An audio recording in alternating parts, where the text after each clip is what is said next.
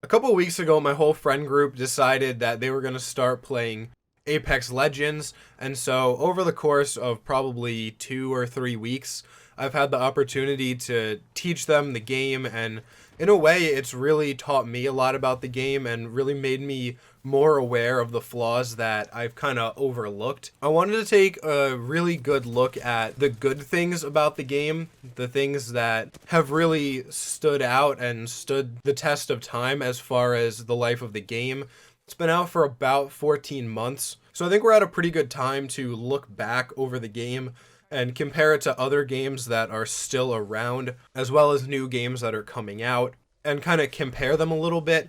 So we're going to start with some of my favorite features about the game, then we're going to talk about some bad features of the game, and then we're going to finish with how it stacks up with other games in the same genre or games that are competing for the same player base. This video is both for players who are involved with other games and are looking to see if they're interested in Apex, or players who are just starting out in Apex and they're worried that the game isn't going to last that much longer or that it's not worth investing their time into.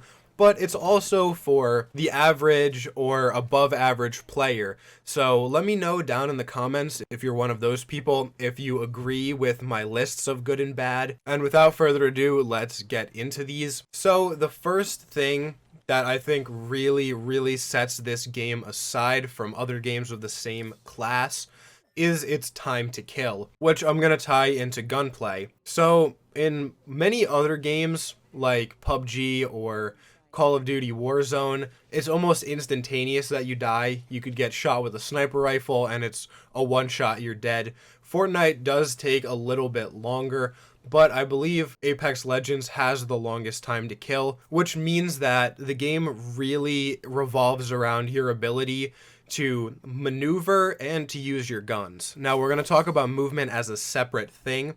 I've never played a game that's as reliant on you being able to consistently hit your shots as Apex Legends. Because of that reason, it's so important for the game to have good weapon mechanics, and quite honestly, the weapon mechanics in Apex Legends are phenomenal. Every gun feels so different than the other guns in the game, even ones within its own bullet class, that I don't think any other game that's out right now or will be out in the near future will be able to surpass the incredible feeling of using the weapons in Apex.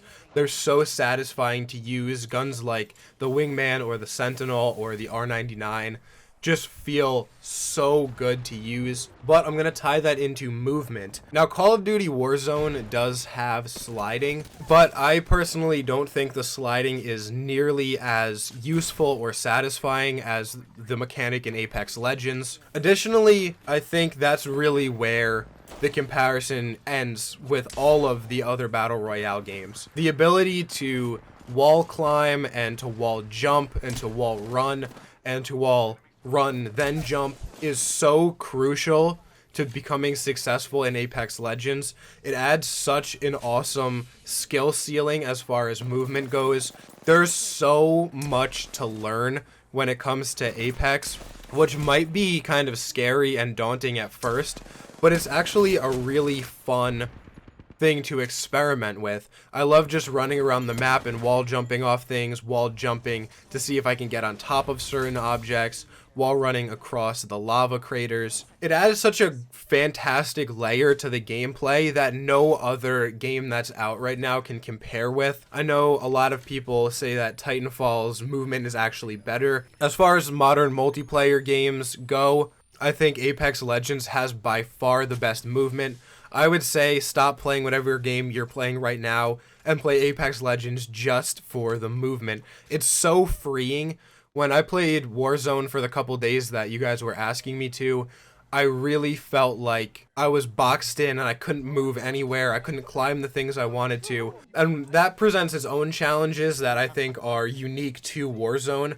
But I just love the freeing ability to climb up things and wall jump and all that stuff. Next, let's talk about lore. There's no other Battle Royale video game, at least in the mainstream, that has character lore like Apex does. Every single character has such a unique past and has such unique abilities that are tied into their lore. Everything about the game is so perfectly planned and packaged.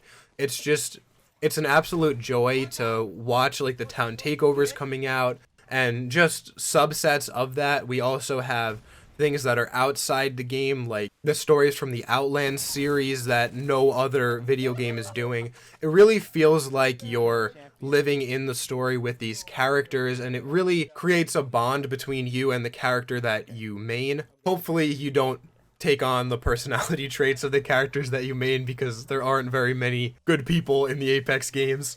But the lore is just so exciting. I can't even tell you how many hours researching the lore. The devs on Twitter, especially the ones who talk about lore, Tom and Manny, are the greatest people.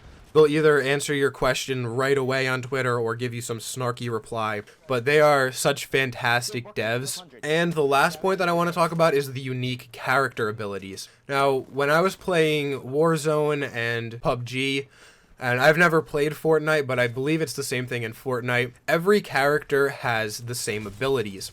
And while there are upsides to this, like you can have solos, duos, and squads, the downside is that gameplay gets repetitive a lot more quickly. I have about 2,400 games on Wraith, and I haven't gotten bored of her because I'm continually learning new things about what her abilities can do, when to use them, what scenarios they work best in. And she's only one of the, I think, 11 characters that we have right now. Might be 12 after Revenant. So if I ever wanted to stop playing her, I could easily put another 500 hours on every other legend just learning them.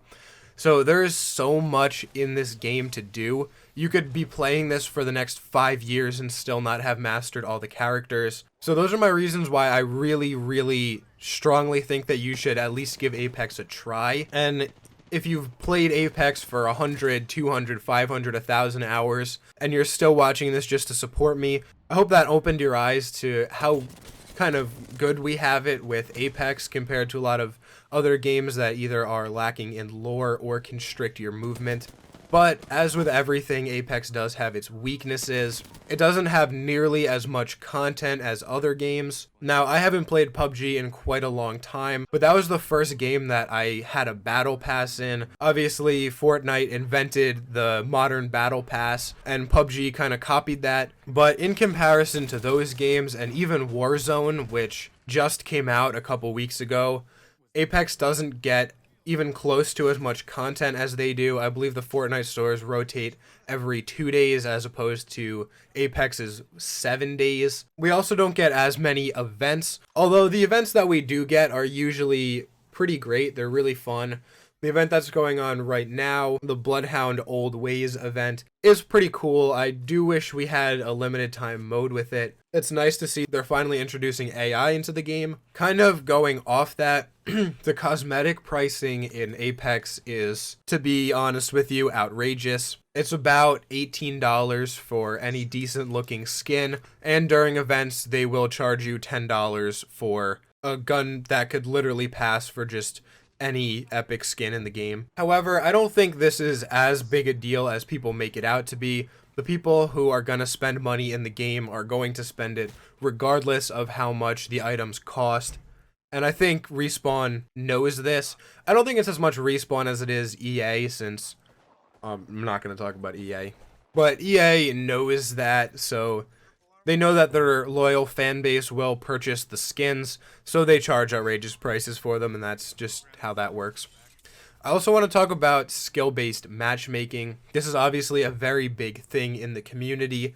Since around Season 3, this has been becoming a bigger and bigger issue in the fan base, on the subreddit, on Twitter, just about anywhere people can hatchet the devs about this. And essentially, if you're not aware of what it is, every big multiplayer game has this now, where people of similar KDs and levels, it has something to do with that equation, are matched to be in the same matches. So even though I'm not even close to being a Predator, because of my level, I am often put into matches with predators, which is very unfortunate and makes it very difficult to get content. According to the developers on Twitter, skill-based matchmaking has been in the game since the very beginning, and we're only seeing the effects of it now because certain players have gotten so good. And as the growing number of new players is shrinking, they're having to put more people up against higher level players since they have a smaller pool to pull from, which does make sense.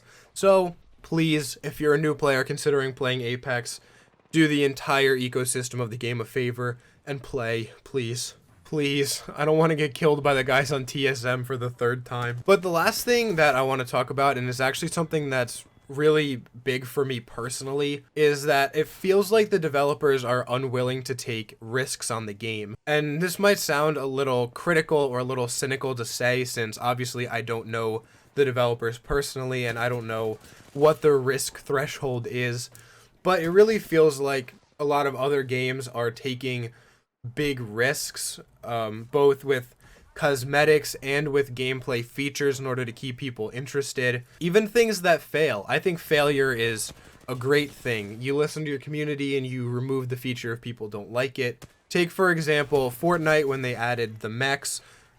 It was a huge risk that they made, putting such an overpowered item in the game. And people had fun with it for a little while, and then they started complaining about it. So the devs took it out. What's the big deal? It was the same thing with the RPGs that tracked. I actually don't know if that's still in the game. I don't really follow it very much. If you take a look at Call of Duty Warzone, what battle royale game puts helicopters in a battle royale map? They decided they wanted to, and people have had a lot of fun with it. It's the same with the Gulag. When I died for the first time in Warzone, I had no idea where I was. It was one of the craziest, most fun scenarios. There were people like screaming at me over their mics, like throwing rocks at me while I was in the Gulag, 1v1ing this guy, and we were like shooting at each other, and we both ran out of ammo in our mag, and I punched him to death.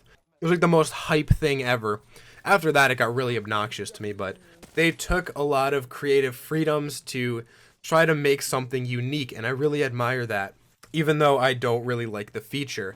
And I wish Apex would do more of that. This is especially prevalent in their limited time modes.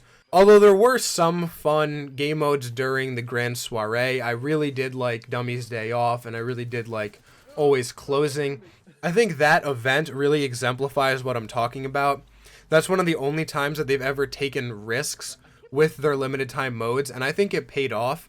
There were a couple of them that people didn't like, but there were a couple of them that people really, really did like. So I do want to compare it a little bit to other Battle Royale games. This is mostly going to be summarizing the points that I've made throughout, though. It has far better movement than any of the other games. I think the shooting mechanics are a lot better. It's so much faster paced, though. If possible, if you're looking to start this game, I would recommend doing it with a friend, because it definitely can be a little frustrating at the beginning. I had to learn how to play on my own mostly. My friends at the time when the game launched were still obsessed with PUBG, and so we played that a lot, and I played Apex on my own for a little bit, and then they did get into it, but it is a lot more enjoyable with friends just because it feels a lot less serious, I guess. The time to kill is really phenomenal compared to other games. It always felt so frustrating in PUBG, and especially in Warzone, when you just spend the whole game gearing up and looting, and you're 40 minutes into the match and somebody kills you from lying in the grass 100 meters away with a sniper rifle. I found that very stupid. Just another quick thing that I do want to throw in, though, is how short the matches are in Apex, which is very attractive to me. You can finish a full match of Apex to the final circle in about 20 minutes. I think the longest match I've ever played was about 22 minutes and 30 seconds. So you're not going to be spending 35 to 40 minutes like you would in PUBG and Warzone. EA has a 10-year plan for Apex Legends, and they're adding more devs and more finances to it with each quarter. Apex hit an all-time low of players around Season 2, and since then have been continually building up, millions upon millions of more players. So now is as good a time as ever to start playing. I would strongly recommend it. I really want to do a series talking about how to master the game from a beginner or an average player's perspective if you guys would be interested in that. Please let me know in the comments if you are.